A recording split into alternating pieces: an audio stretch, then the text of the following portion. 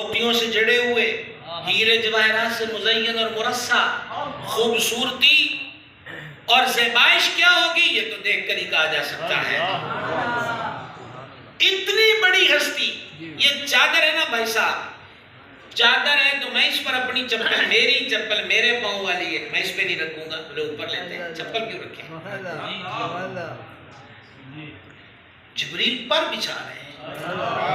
اب بھی نہیں سمجھ آتی کہ مسلمان تیرا مقام کیا ہے، سبحان اللہ، سبحان اللہ، رتبہ کیا ہے، عظمت کیا ہے، اسٹیٹس کیا ہے۔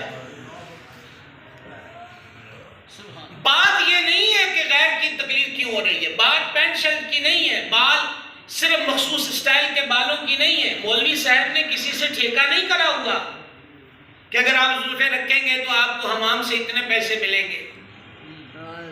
مولوی صاحب کو کوئی پیکیج نہیں ملا ہوا کہ یہ کرتا شلوار پہنیں گے تو آپ کے اکاؤنٹ میں اتنے پیسے ڈالیں۔ اس کو چھوڑیے کہ پینٹ شرٹ ہے کہ بال کیسے ہیں، دائیں ہاتھ سے کھاتے ہو کہ بائیں سے، کھڑے ہو کر کھاتے ہو کہ بیٹھ کر، حال حلیہ کیسا بنایا ہوا ہے، مغرب سے ہم آہنگ ہے یا مدینہ شریف کے رنگ میں رنگا ہوا ہے۔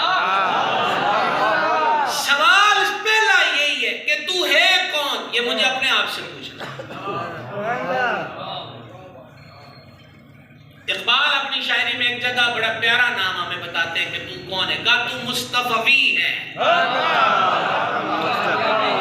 تو مصطفی ہے، تو مصطفی ہے۔ یہی تیرے لیے آنر کی بات ہے، یہی تیرا اسٹیٹس ہے، یہی تیری شان عزت عظمت ہے کہ تو مصطفی ہے۔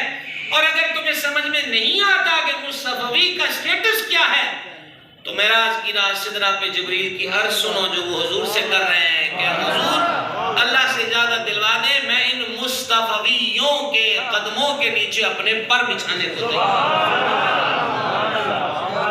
بات اتنی ہے میرے بھائی، بات اتنی ہے میرے بھائی، جبریل تو یہاں قدموں تلے پر بچھانے پہ تیار ہوں اور ہم کسی اور کے قدموں میں گرتے پھریں۔ بات تو صرف اتنی۔